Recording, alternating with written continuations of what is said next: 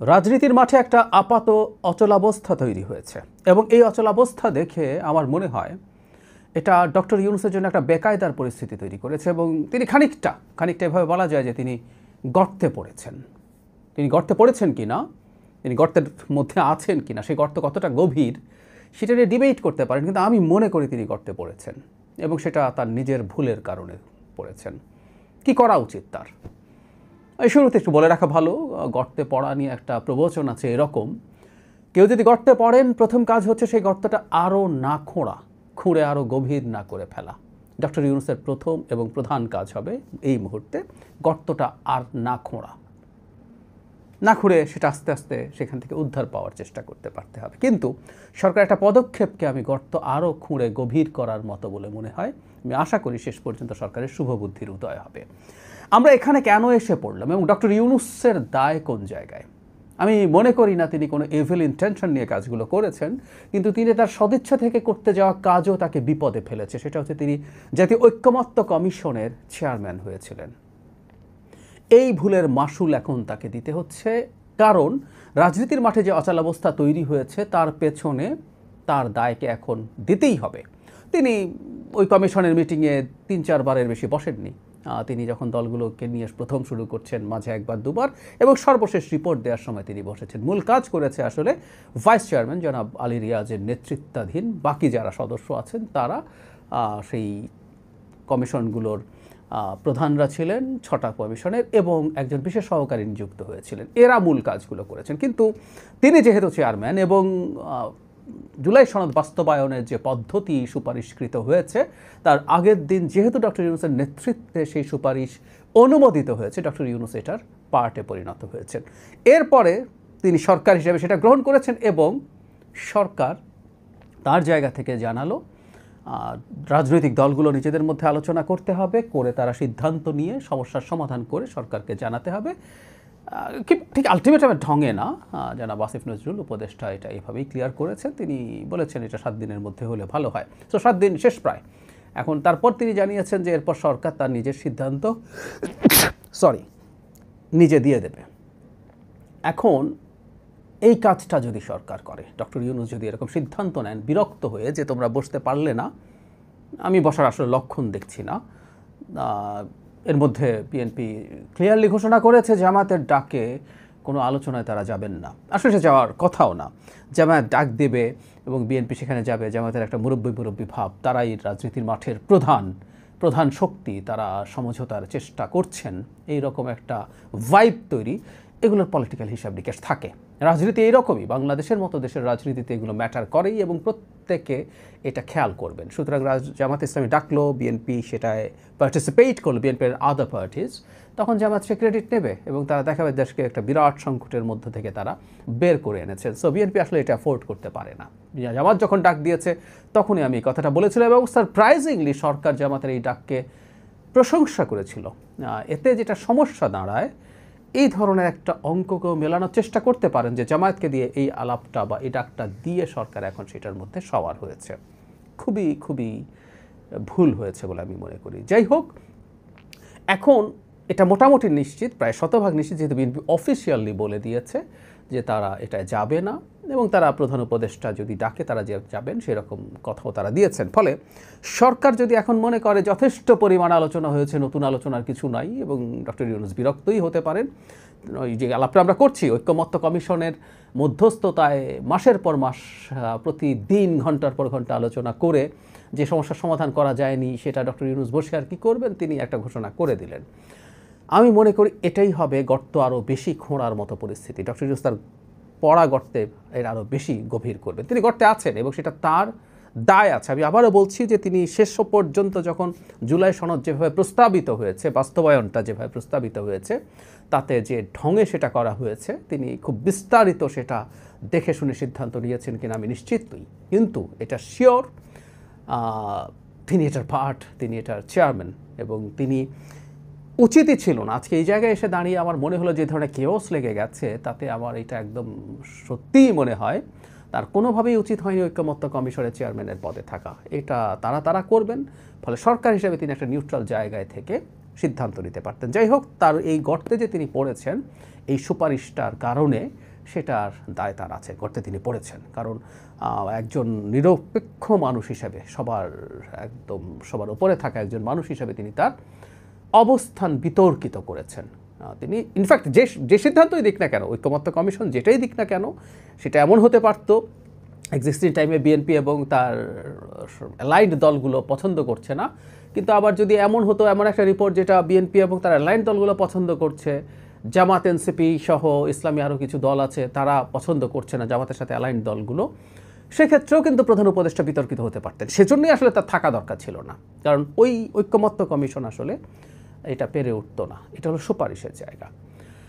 এখন প্রধান উপদেষ্টার উচিত হবে তার যে সমস্যা আছে সেটা কাটিয়ে উঠতে হবে। সেটা অবশ্যই আরবিট্রারিলি হঠাৎ করে একটা বিজ্ঞাপন দিয়ে সিদ্ধান্ত জানিয়ে দেওয়া কোনোভাবেই ঠিক হবে না। সরকারের উচিত হবে, ডক্টর ইউনূসের উচিত হবে রাজনৈতিক দলগুলোর সাথে আবার বসা, এমনকি তার যে সিদ্ধান্ত তিনি মোটা দাগে নিয়েছেন সেটা জানানো, সেটা নিয়ে মন্তব্য চাওয়া, বক্তব্য চাওয়া এবং আবারও শেষবারের মতো অন্তত কনভিন্স করার চেষ্টা করা। আমি একটা জিনিস মনে করি, রাজনীতির মাঠের প্রধান প্লেয়ারদের কনভিন্স না করে কোনো সিদ্ধান্ত নেওয়া একেবারেই ভুল হবে।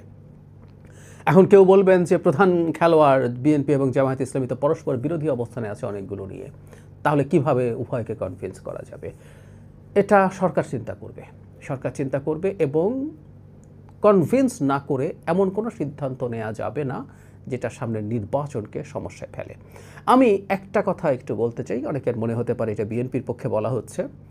বিএনপি দলটা, এটা মনে হলেও আমি একটু বলতে চাই, আপনি একটু নিউট্রালি চিন্তা করে সিদ্ধান্ত জানাবেন। বিএনপি দলটা জুলাই যে সনদ নিয়ে আলোচনা করেছে ঐকমত্য কমিশনে, আমাদের এই জুলাই ঐকমত্য কমিশনের সবচেয়ে বড় সমস্যাটা হচ্ছে এটার রুলস অফ দ্য গেম পাল্টাচ্ছে। ঐকমত্য কমিশন প্রথম যখন তৈরি হয়েছিল তখন কথা ছিল না যে তারা বাস্তবায়নের পদ্ধতি নির্দেশ করবেন, পরে পদ্ধতি নির্দেশ করবেন বলে কথা হলো। তারপরে গণভোট হবে কি হবে না, গণভোটের মধ্যে কি যাবে না, এগুলো নানান রকমভাবে পাল্টেছে। ফলে বিএনপি যেই রুল মেনে খেলাটা খেলতে গিয়েছিল, গেমে গিয়েছিল, সেটা হচ্ছে সে তার জায়গায় বেশ কিছু ছাড় দেবে, কিন্তু তার নোট অফ ডিসেন্টকে অনার করা হবে এই রকম একটা জায়গায়। কিন্তু যে প্রপোজাল দেয়া হলো ফাইনালি, তাতে বিএনপির প্রতি একটা বিট্রায়াল হয়েছে, এটা বলা যেতেই পারে, যৌক্তিকভাবেই বলা যেতে পারে। কথার কথা, সরকার যদি বলতো আমরা এটা এভাবে করবো, আমি কথার কথা বলছি, বিএনপি এই আলোচনায় শুরু থেকে নাই যেতে পারতো, সে প্রত্যাখ্যান করতে পারতো, ঠিক আছে আমি সরকার আলোচনায় নেই, তারা যেতে করে ডিফারেন্ট ডিবেট, কিন্তু খেলাটা পুরো যদি স্পষ্ট থাকতো রুলগুলো শুরু থেকে, তাহলে সেটা হতে পারতো। সো বিএনপির সাথে যেহেতু সংকটটা হয়েছে, বিএনপির সাথেই আসলে মূল আলোচনা হতে হবে, আমি সেই কথাটাই বলতে চেয়েছি। আমি মনে করি গণভোট এই যে আগে এগুলো সবগুলো বার্গেনিংয়ের জন্য বলা হচ্ছে, বহুবার বলেছি, মূলত বিএনপি আপার হাউসের পিআর যেন মেনে নেয়, সেটা হচ্ছে প্রায় সবার চাওয়া, সরকারেরও সম্ভবত চাওয়া, ঐকমত্য কমিশনের চাওয়া, আমাদের সিভিল সোসাইটির চাওয়া এবং অপরাপর রাজনৈতিক দলগুলোর চাওয়া। সেই ক্ষেত্রে গণভোট নির্বাচনের দিন বা নোট অফ ডিসেন্টও গণভোটে যাবে যদি ওই একটা মেনে নেওয়া হয়, কিন্তু এটার এই প্রসেসটা একেবারেই ঠিক হচ্ছে না। এবং এটা আসলে এখন যেহেতু বিএনপির প্রতি বিট্রেয়াল হয়েছে বলে মনে হয়, তাকেই কনভিন্স করাটা হবে প্রধান কাজ ডক্টর ইউনূসের। আমি মনে করি এটা আমার কাছে সলিউশন যেটা মনে হয় সেটা হচ্ছে এইরকম যে সরকারের উচিত হবে গণভোটটা নির্বাচনের দিন করা। এটা শুধুমাত্র বিএনপি দাবি বলে বলছি না, বাংলাদেশে দুটো নির্বাচন, জাতীয় নির্বাচন করার মতো সক্ষমতা, এমন একটা কিভাবে করবে সেটা নিয়ে আলাপ করছি, আর দুটো করবে এবং একটা করার পর আইনশৃঙ্খলা রক্ষাকারী বাহিনীর অবস্থা খুবই খারাপ দিকে চলে যাবে, তখন বলা হবে নির্বাচন হবে টবে না। এটা আসলে না, খরচটাকে আমি মূল কারণ বলে বলছি না, মূল কারণ আসলে এটা। সো ওই দিনই হওয়া উচিত হবে এবং নোট অফ ডিসেন্ট সহই গণভোট হওয়া উচিত হবে।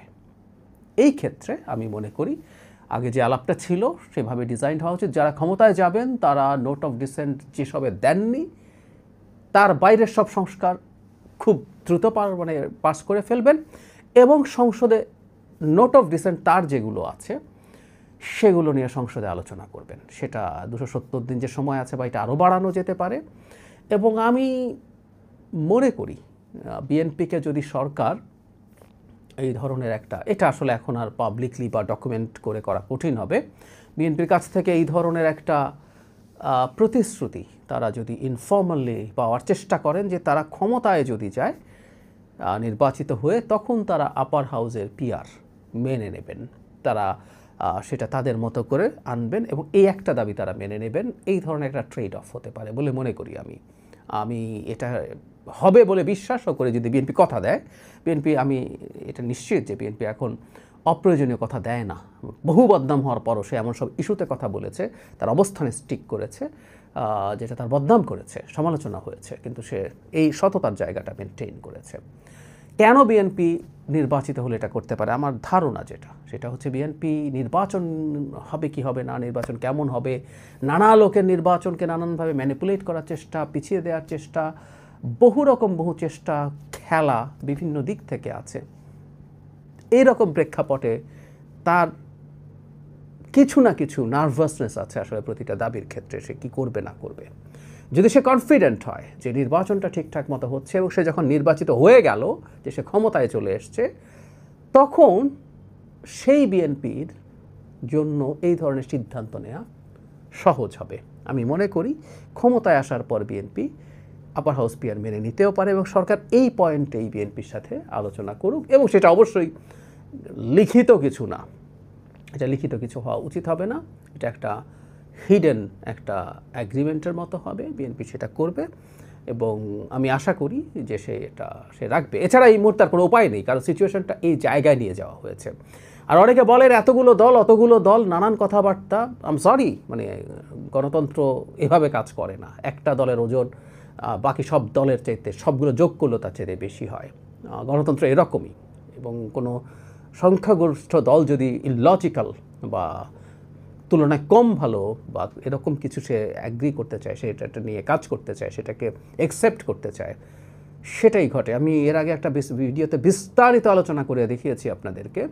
আজকে নোট অফ ডিসেন্ট বাদ দিয়ে সব কিছু যেভাবে জনগণের সামনে নিয়ে যাওয়া হচ্ছে, একটা আইডিয়াল সিচুয়েশনে একটা গণপরিষদ কাম পার্লামেন্ট যদি সেরকম একটা কিছু হতো, সেখানে সংখ্যাগরিষ্ঠ বিএনপি যা চাইতো সংবিধানটা সেভাবেই লেখা হতো, সে যে জিনিসগুলো পছন্দ করছে না সেগুলো সংবিধানে থাকতো না এবং সেগুলোই গণভোটে যেত, সেই সংবিধানই গণভোটে যেত।